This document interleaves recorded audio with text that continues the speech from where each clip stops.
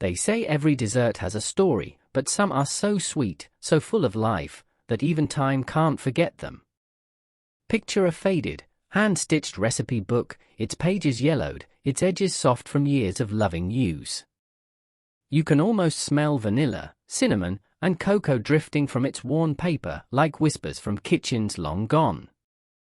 These weren't just desserts, they were moments, baked for birthdays when money was scarce, for neighbors who dropped by unexpectedly, for quiet Sundays when family gathered just to share a slice and a smile. Yet somewhere along the way, we let them slip away, replaced by boxed mixes and shortcuts. But these treasures are still here, awaiting to return. Today, we're stepping back into the days when dessert was more than just the end of a meal, it was the highlight. From the tropical charm of pineapple upside-down cake to the elegance of lemon chiffon pie, each dish is an edible time machine. So grab your apron, join me, and let's rediscover these forgotten sweets together.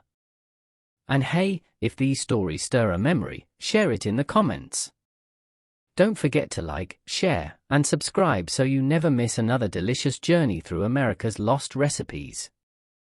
Pineapple upside-down cake. Few desserts capture the glamour and optimism of early 20th century America quite like the pineapple upside-down cake. Born in the 1920s, it was the perfect marriage of tropical novelty and kitchen convenience. Can pineapple, still a relatively new pantry luxury, was suddenly within reach of the average home cook, thanks to companies like Dole promoting it in glossy magazine ads. Picture it, a hostess in a crisp apron, carefully arranging golden pineapple rings in a well-buttered skillet, tucking bright red maraschino cherries into each center like little jewels. She'd sprinkle a layer of brown sugar that would caramelize in the oven, creating that irresistible sticky-sweet glaze. Then came the buttery cake batter, poured gently over the fruit before the whole thing was slid into the oven. The magic happened after baking, when the pan was inverted onto a plate, revealing the glossy mosaic of fruit and caramel. Guests would loo and ah, and for a brief moment, this simple cake became the star of the evening. Its popularity soared during the Great Depression, when canned goods offered a taste of the exotic at an affordable price. By the 1950s, it had become a staple of church suppers, holiday tables, and neighborhood potlucks. It was more than dessert, it was a little taste of sunshine in an era that sometimes felt cloudy. Today, making a pineapple upside-down cake is like holding a piece of edible history. One bite brings the tender crumb, the tangy-sweet pineapple, the buttery caramel, all layered with nostalgia. If you've ever made or tasted this classic, share your memory in the comments below. And don't forget to like, share, and subscribe so we can keep bringing these beautiful forgotten flavors back to life, one slice at a time. Lemon chiffon pie. Light as air, bright as sunshine, lemon chiffon pie wasn't just a dessert, it was a revelation. Born in the late 1920s, this pie brought an entirely new texture to American kitchens, thanks to an Iowa baker named Monroe Boston Strauss, later nicknamed the Pie King.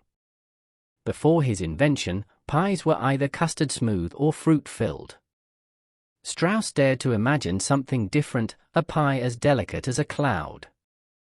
He whipped egg whites into soft peaks, folded them into a tart, lemony custard, and set the mixture inside a flaky crust. The result? A pie that seemed to float. It was the perfect blend, sweet, tangy, and so light it almost melted on the tongue. During the Great Depression, lemon chiffon pie offered a rare luxury.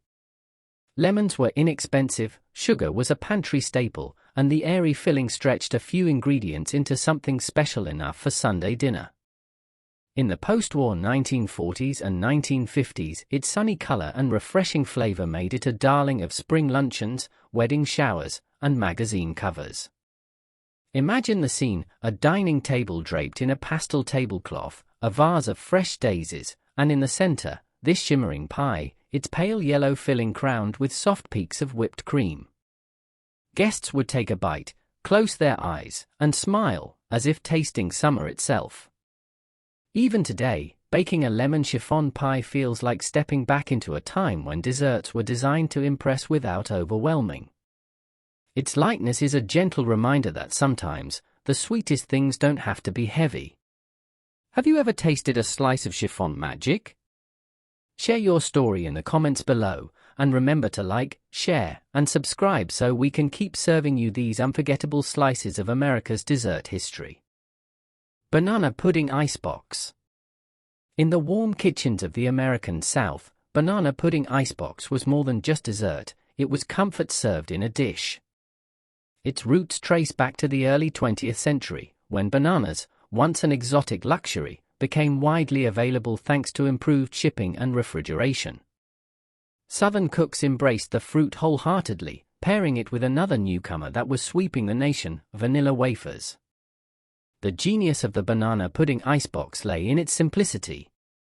No baking, no fuss, just layers of sliced ripe bananas, cookies, and creamy custard or pudding, assembled in a deep dish and tucked into the icebox. As it chilled, the magic happened, the cookies softened into tender cake-like layers, the bananas infused their sweetness into the pudding, and the whole dessert melded into a single, velvety smooth experience. In the 1930s and 1940s, this treat became a staple at church socials, family reunions, and Sunday dinners. It was economical, refreshing in the heat, and most importantly, it could be made ahead of time. For busy mothers and hostesses, it was a godsend. Picture a summer afternoon, cicadas buzzing outside, a ceiling fan spinning lazily, and on the table, a chilled dish of banana pudding icebox waiting to be scooped into bowls. Each bite was cool, creamy, and just sweet enough, with the soft banana flavor wrapping around the tongue like a gentle hug. It was a dessert that carried no pretension, just pure, honest pleasure. Even now, one spoonful has the power to summon memories of porch swings, laughter, and the golden haze of endless summer days. Coca-Cola cake. Few desserts tell a story of Southern ingenuity quite like Coca-Cola cake. Born in the mid-20th century, it emerged during an era when Coca-Cola wasn't just a drink, it was a symbol of American pride. In the South especially, Coca-Cola was woven into daily life, and resourceful home cooks found clever ways to incorporate it into their recipes. The cake itself was a marvel of flavor and texture. The Coca-Cola wasn't just a gimmick, it brought moisture, a subtle caramel undertone, and a light effervescence that helped the batter rise. Typically baked in a sheet pan, the cake was rich with cocoa, sugar, and butter, creating a dense yet tender crumb. But the true indulgence came with the topping, a warm, fudgy frosting poured over the cake while it was still hot, allowing it to seep in and form a crackly, candy-like shell. By the 1960s and 1970s, Coca-Cola cake had cemented its place at potlucks, bake sales, and family reunions. It was especially beloved for its ability to serve a crowd. One pan could easily feed a dozen eager guests. And there was something about telling friends, yes, it really has Coca-Cola in it, that made it even more memorable. Imagine cutting into a glossy square, the cocoa-rich aroma mingling with that faint whisper of soda sweetness. The first bite was soft, chocolatey, and deeply satisfying, with just enough novelty to make it feel special. Today, Coca-Cola cake remains a nostalgic treasure for many Southerners, a dessert that embodies both creativity and tradition. It's a reminder that sometimes the most unlikely combinations yield the sweetest results, and that in the right kitchen, even a bottle of soda can be transformed into something worth gathering around the table for. Applesauce spice cake. Applesauce spice cake is one of those humble, homespun desserts that speaks softly yet leaves a lasting impression. Its origins reach back to the late 19th and early 20th centuries, when thrifty cooks relied on pantry staples to create something warm and comforting. Applesauce, often made from windfall apples in the fall, was a clever way to add moisture and sweetness without using as much butter or sugar, ingredients that could be costly or scarce. During the Great Depression and wartime rationing, this cake became a quiet hero of the dessert table. The applesauce replaced part of the fat, making it more economical, while the spices, cinnamon, cloves, and nutmeg, added a fragrant richness that made each bite feel indulgent. Sometimes raisins or chopped nuts were folded in, offering little bursts of texture.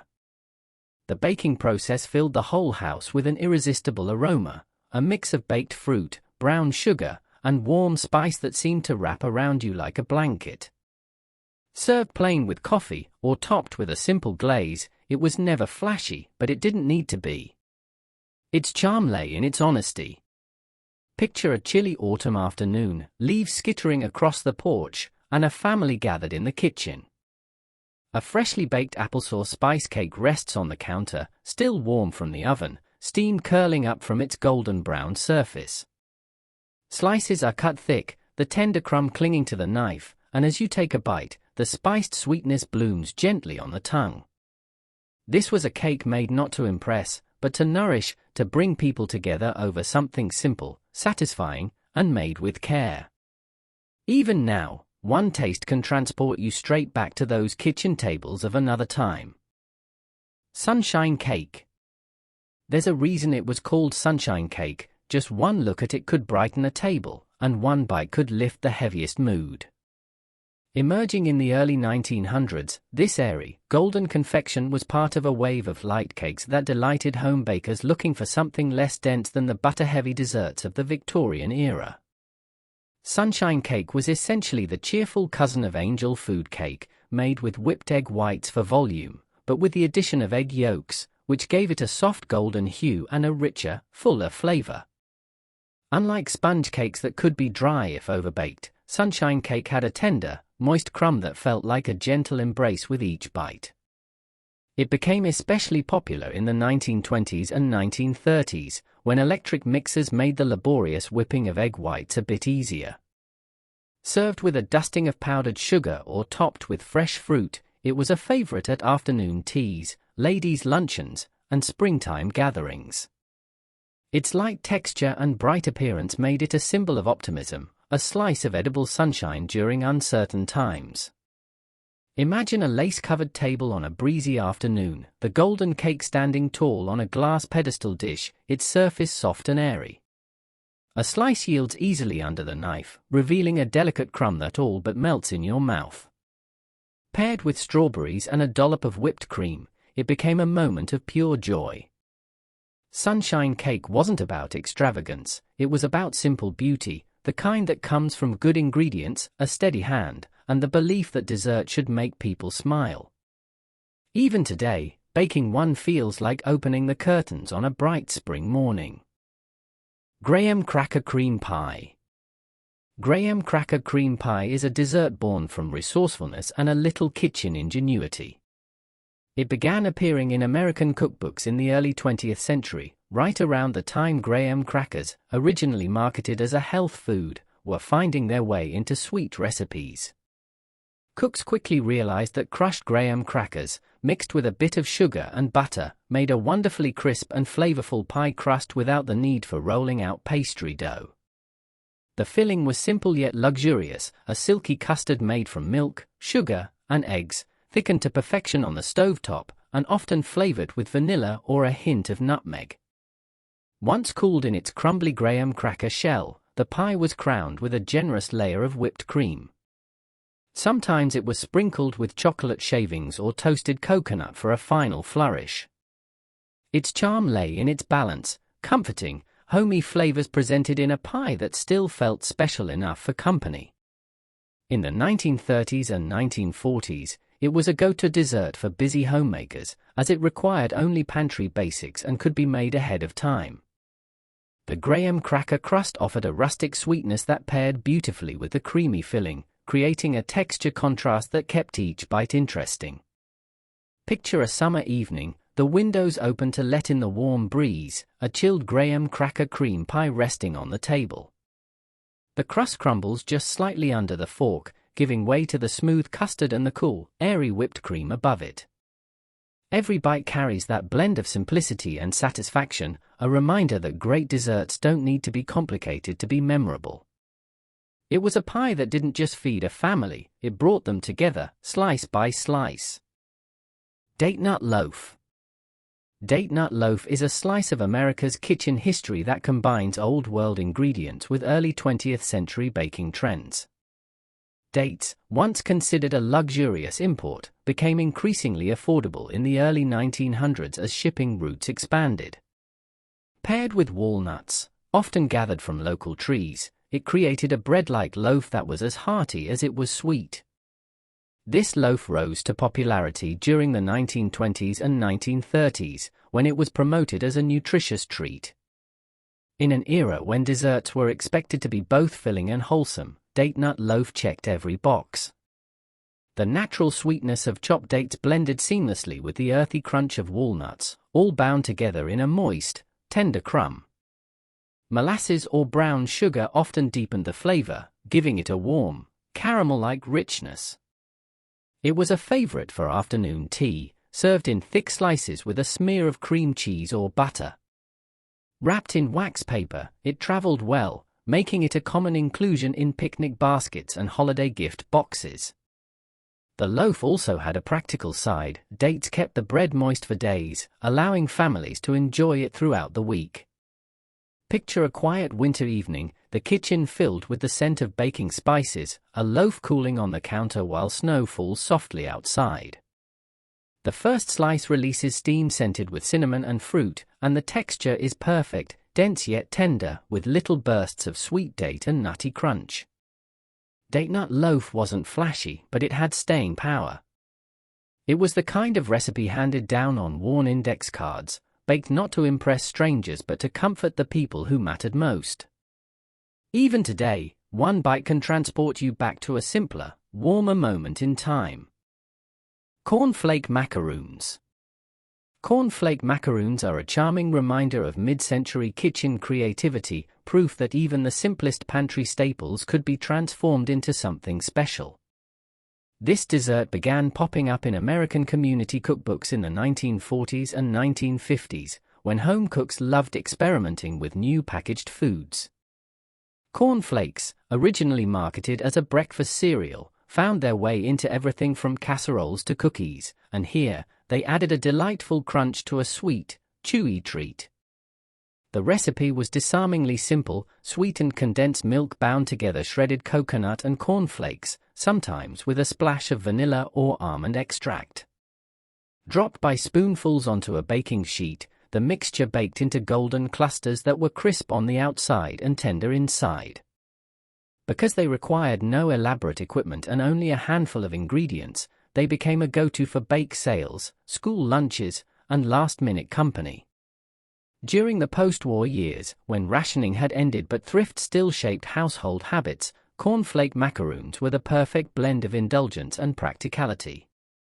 They felt homemade yet modern, familiar yet just different enough to spark interest.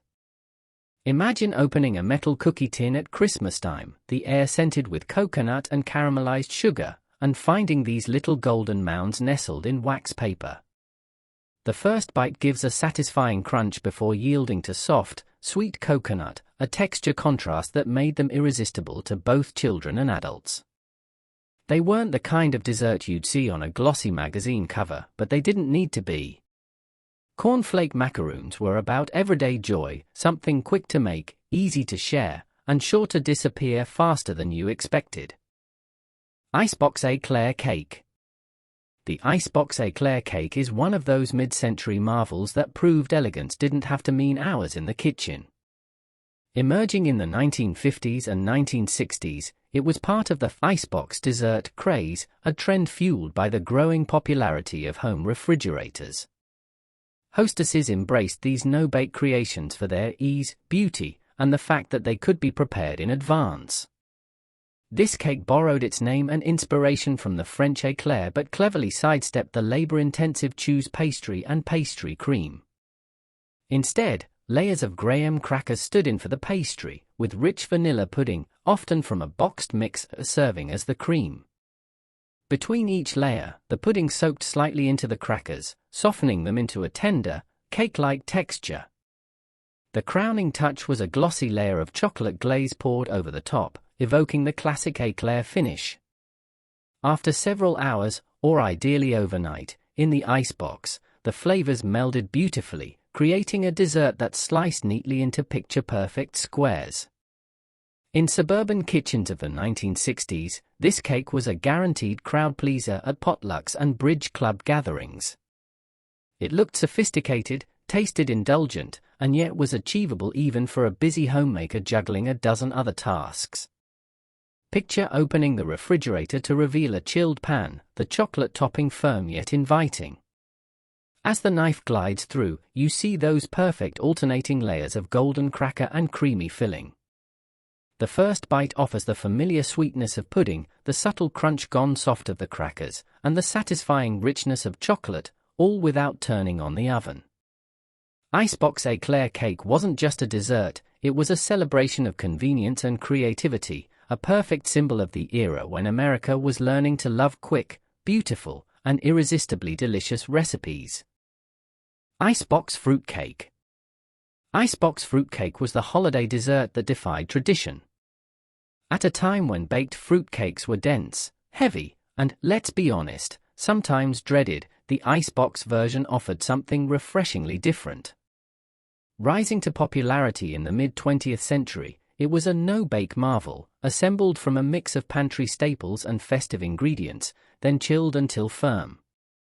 Instead of flour and baking, crushed graham crackers or vanilla wafers formed the base, bound together with sweetened condensed milk.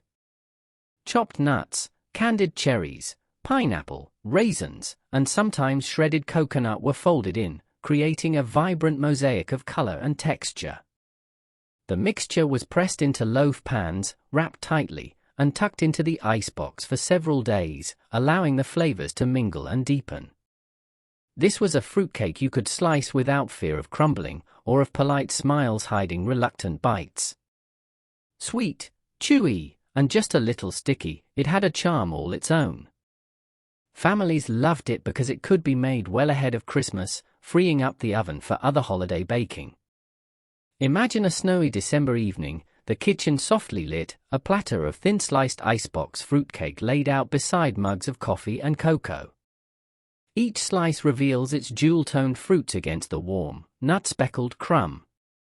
One bite gives you a burst of sweetness, a crunch of nuts, and a nostalgic taste of holiday cheer without the heaviness of its baked cousin. For many, this dessert became a seasonal tradition, passed from neighbor to neighbor, wrapped in wax paper, and tied with ribbon. It was proof that sometimes, breaking from tradition could create something just as memorable, if not more so. 7-Up Lemon Lime Icebox Dessert. The 7-Up Lemon Lime Icebox dessert was a shining example of mid-century kitchen fun, a playful combination of bright flavors, pastel colors, and the irresistible fizz of soda pop. Introduced during the 1950s and 1960s, it reflected the era's love of novelty and the fascination with incorporating brand-name products into homemade dishes. This dessert typically began with a crisp, crumbly crust, often made from crushed graham crackers or vanilla wafers. The filling was where the magic happened, lemon gelatin softened with a touch of hot water, then blended with chilled 7-Up. The carbonation added a delicate lightness, making the filling almost mousse-like. Whipped cream was folded in for creaminess, creating a pale yellow-green cloud that seemed to float inside the pan. Sometimes bits of pineapple or marshmallows were stirred in for extra texture, giving each slice little surprises. The whole dish was chilled for hours in the icebox until it was firm enough to cut clean squares. Served at summer picnics, church socials, and backyard barbecues, it was a refreshing break from heavier desserts.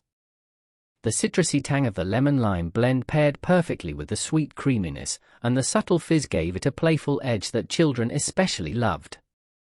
Picture a sunny afternoon in the 1960s, a table draped in a checkered cloth, glasses of lemonade sweating in the heat, and a tray of this cool, pastel dessert waiting to be served. The first forkful melts on the tongue, leaving behind a sweet, zesty brightness that feels like bottled sunshine. It wasn't just dessert, it was summer in a dish, a reminder that sometimes the simplest combinations can bring the most joy. Seafoam dessert salad. Seafoam dessert salad is one of those mid-century creations that blurs the line between salad and dessert, a whimsical, pastel-colored dish that graced countless buffet tables from the 1940s through the 1960s. Its name came from its airy, cloud-like texture and soft green hue, often thanks to the inclusion of lime gelatin. The preparation began with dissolving lime gelatin in hot water, then blending it with crushed pineapple, marshmallows, and sometimes cream cheese for richness. Once the mixture cooled, whipped cream or whipped topping was folded in, transforming it into a light, fluffy treat. The result was a dish that looked as pretty as it tasted, often served in glass bowls or molded into decorative shapes. Seafoam dessert salad became a staple at church potlucks, holiday dinners, and baby showers, any occasion where presentation mattered as much as flavor. The sweet-tart balance of lime and pineapple, paired with the soft chew of marshmallows, made it a crowd pleaser, especially in an era that celebrated novelty in cooking. Imagine a Sunday afternoon social in the 1950s, the hall lined with tables of casseroles, roasts, and, right in the center, a gleaming mold of seafoam dessert salad surrounded by lettuce leaves. Guests would take a spoonful and watch it quiver slightly before melting on the tongue, cool, sweet, and just a little tangy.